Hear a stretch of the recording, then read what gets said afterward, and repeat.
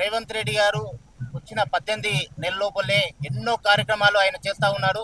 మేము చెప్పినట్టు 6 గ్యారెంటీలో ఒకటి ఆయన అమలు చేస్తా ఉన్నాడు.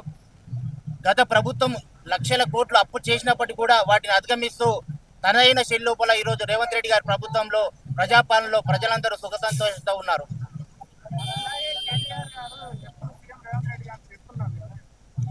వాళ్ళకు అధికారం పోయినప్పటి తర్వాత వాళ్ళ మైండ్ అనేది పనిచేయక ఎవరు అధికారంలో వాళ్ళు తిట్టడము అనేది స్టార్ట్ చేశారు. అంతకుమించి వేరేది ఏం లేదు.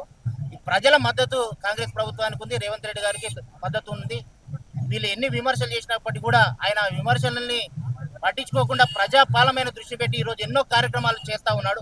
అందరు ప్రజలు కూడా దాన్ని గమనిస్తూ ఉన్నారు.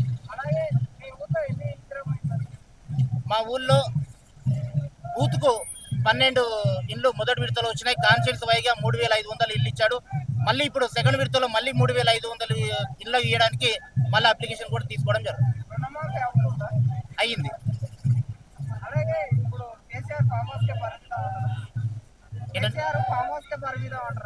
కేసీఆర్ ఫామ్ హౌస్ కి పరిమితమైన అందరం చూస్తా ఉన్నాం. అధికారం కోల్పోయినప్పటి నుంచి ఆయన ఇంట్లోకి వెళ్ళి రావడానికి కూడా భయపడే పరిస్థితి ఈ రోజు కనిపిస్తా ఉన్నాం. ఏంటండి, ఇంకా 15 నుంచి 20 ఏళ్ళ వరకు రేవంత్ రెడ్డి గారు సీఎం ఉంటాడు. కాంగ్రెస్ పార్టీ అధికారంలో ఉంటుంది.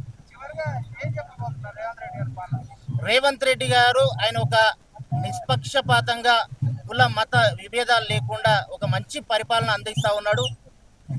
ఇంతకుముందు కాంగ్రెస్ ప్రభుత్వం ఎన్నో పథకాలు ప్రవేశపెట్టింది. ఇప్పటి కూడా అలాంటి పథకాలను కొనసాగించుకుంటూ కూడా ఈరోజు కాంగ్రెస్ ప్రభుత్వము అధికారంలో ఉంటుంది. ఇంకా 10-15 ఏళ్ళలో కూడా రేవంత్ రెడ్డి గారే సీఎం ఉంటుంది.